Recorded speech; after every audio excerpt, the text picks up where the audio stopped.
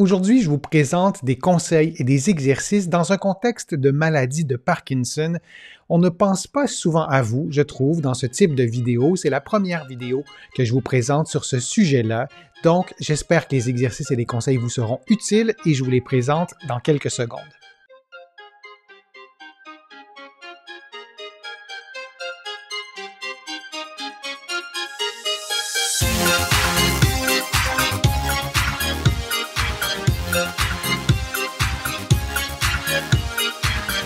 Je suis Denis Fortier. Si vous êtes nouveau ici sur ma chaîne YouTube, je vous conseille de vous abonner en cliquant sur le coin inférieur droit de l'écran. Vous pouvez vous abonner aussi gratuitement à mon infolettre en visitant mon site web, le www.denisfortier.ca.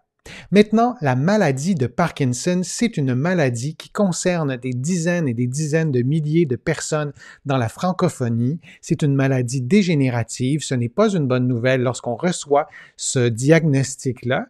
Par contre, il y a des choses qu'on peut faire pour préserver sa qualité de vie, préserver sa mobilité. Bien sûr, il y a aussi des médicaments qu'on va nous proposer pour prendre soin de soi, pour prévenir une détérioration de la condition, pour mieux contrôler la maladie, mais je pense que l'aspect musculo-squelettique, dans un contexte de maladie de Parkinson, doit être pris en considération et je pense que c'est une des clés pour préserver sa qualité de vie. Ce qui m'a donné envie de vous présenter ma vidéo d'aujourd'hui, c'est une nouvelle étude qui est parue récemment, qui fait des liens entre l'inflammation et certains types de maladies de Parkinson.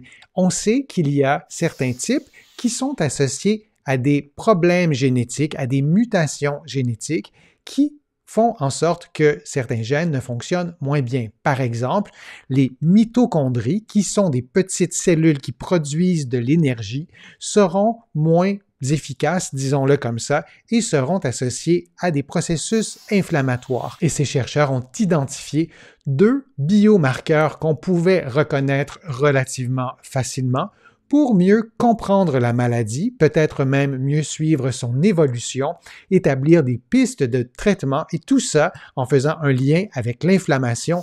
On sait que l'inflammation, c'est un enjeu majeur dans notre santé, notamment dans un contexte de processus de vieillissement. On sait que l'obésité est aussi associée à un bas niveau d'inflammation. Bien sûr, l'inflammation, c'est complexe, c'est notamment relié aussi à notre alimentation, mais cette étude a démontré des liens très précis avec certains types de maladies de Parkinson et l'inflammation. Et comme je vous le disais tout à l'heure, c'est fondamental de prendre soin de ses mouvements, de ses capacités physiques pour préserver sa qualité de vie. Le premier exercice que je vous présente, c'est un exercice pour vous aider à dissocier le mouvement des épaules et du bassin. Dans un contexte de maladie de Parkinson, il y a graduellement une certaine rigidité qui s'installe et on peut avoir de la difficulté à faire des mouvements différents. Lorsqu'on bouge les épaules, le bassin va parfois bouger dans la même direction, ce qui fera des mouvements qui seront moins fluides, ce qui pourra aussi altérer l'équilibre et de mieux dissocier les mouvements des épaules et du bassin peut vraiment vous aider à préserver votre équilibre, à pouvoir effectuer plus facilement des mouvements et ça vaut vraiment la peine de faire ces exercices.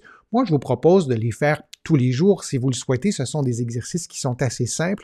Si vous souhaitez les faire 3 fois par semaine, c'est parfait aussi. Allez-y vraiment selon votre tolérance aussi. Aucun exercice ne doit augmenter la douleur et aucun exercice ne doit être associé à de la fatigue exagérée. Lorsqu'on bouge, lorsqu'on fait de l'activité physique, on est un peu fatigué, c'est normal, mais on ne veut pas être dans un contexte de fatigue qui sera vraiment trop important. Alors, pour faire l'exercice, vous vous placez en position assise, vous croisez les mains sur les épaules et vous tournez les épaules le plus loin possible jusqu'à ce que vous arriviez à votre limite à vous de mouvement. Vous vous assurez que le bassin ne tourne pas. On veut avoir un mouvement isolé au niveau des épaules sans avoir un mouvement du bassin. Et vous allez tourner de l'autre côté pour aller faire un mouvement identique. Dans certains cas, on va observer une rigidité plus marquée d'un côté ou de l'autre. Vous ne poussez pas outre mesure dans cette raideur-là, s'il y a une raideur, mais vous faites un exercice de mobilité dans la limite de votre souplesse. Vous allez faire 10 mouvements chaque côté et vous allez faire 3 séries. Vous pourriez faire une variante de ce mouvement en vous couchant sur le dos et en laissant tomber les genoux d'un côté, ce qui, vous le devinez, fera une rotation du bassin vers la droite ou la gauche et vous faites le mouvement inverse. Lorsque vous faites ce mouvement couché sur le dos, vous pouvez le faire dans votre lit, vous pouvez le faire couché par terre sur un tapis de yoga. Vous vous assurez que les épaules, cette fois, ne bougent pas. On veut être capable de faire un mouvement du bassin sans avoir de mouvement des épaules pour avoir une dissociation.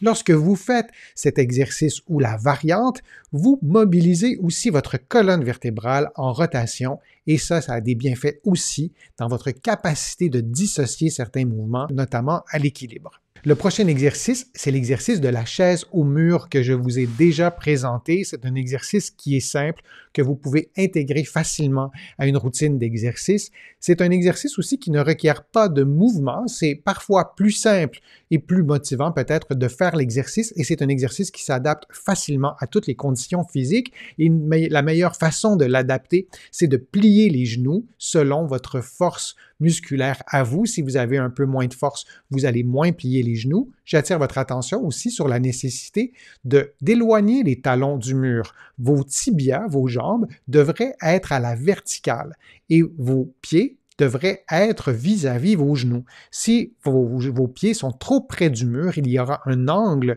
dans les jambes ou il y aura un angle au tibia et ce n'est pas ce qu'on souhaite. C'est un peu stressant inutilement pour vos genoux. Vous tenez la position environ pendant 30 secondes et vous répétez 4 fois. Si vous ne pouvez pas tenir 30 secondes, moi je vous conseille de plier un peu moins les genoux pour être capable de tenir 30 secondes et vous répétez 4 fois. Une variante de l'exercice, c'est de faire l'exercice sur une jambe. Dans un contexte de maladie de Parkinson, il arrive que ce soit beaucoup plus difficile d'un côté que l'autre.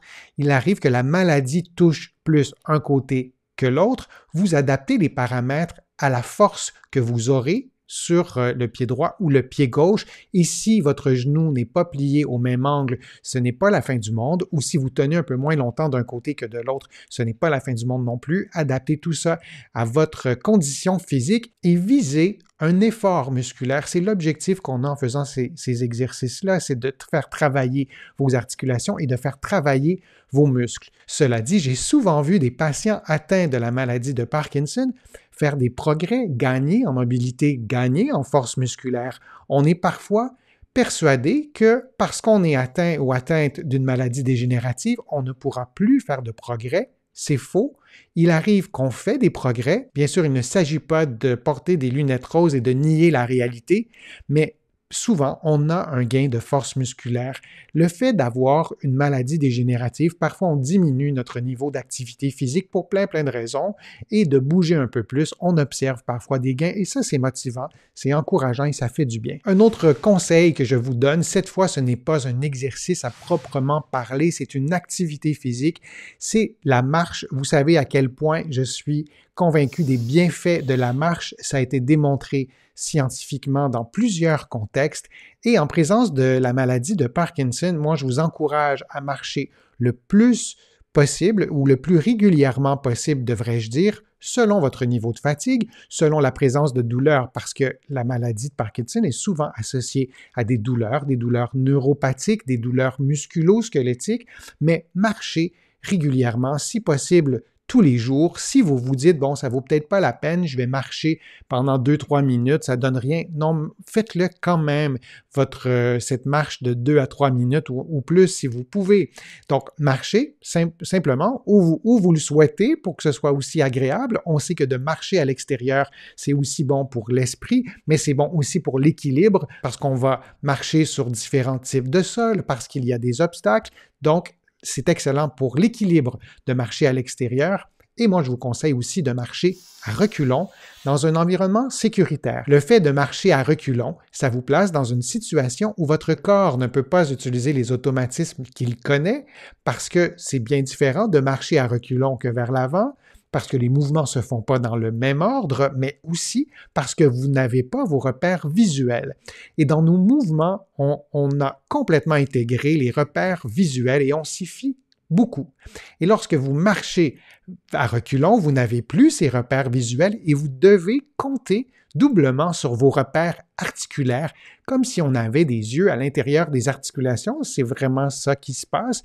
Ce sens qui s'occupe de bien nous renseigner sur la position de nos articulations, sur les différents segments de notre corps, s'appelle la proprioception. Et lorsque vous marchez à reculons, vous stimulez votre proprioception. Et dans un contexte de maladie de Parkinson, c'est vraiment très gagnant de le faire. Alors installez-vous dans un environnement sécuritaire. Vous pouvez être en présence d'une autre personne. Vous faites des petites distances au début et vous intégrez cette capacité de marcher à reculons. Vraiment, peu à peu, vous pourrez peut-être faire des plus grands pas, vous pourrez peut-être faire des plus longues distances, allez-y à votre rythme.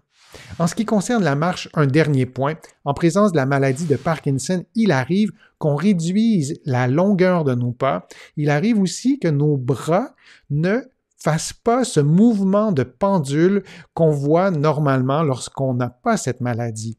Et il est tout à fait utile d'une part, d'en prendre conscience, peut-être en marchant devant un miroir. C'est une façon aussi de bien prendre conscience de ce mouvement de pendule des bras, de la longueur relativement normale des pas, et rien ne vous empêche d'essayer de reproduire volontairement ces mouvements pour pouvoir les intégrer, et dans certains cas, ça fonctionne.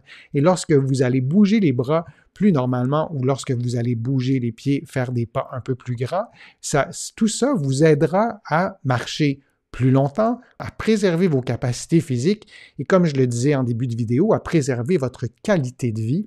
Et pour ça, il y a vraiment plusieurs choses à faire pour préserver sa qualité de vie dans un contexte de maladie de Parkinson. J'espère que ma vidéo vous a plu, que les conseils étaient clairs, précis. Si c'est le cas, je vous invite à la partager sur vos réseaux sociaux, à cliquer j'aime, à la commenter. Vous savez, ça me donne plus de visibilité, ça m'aide à produire de nouveaux contenus.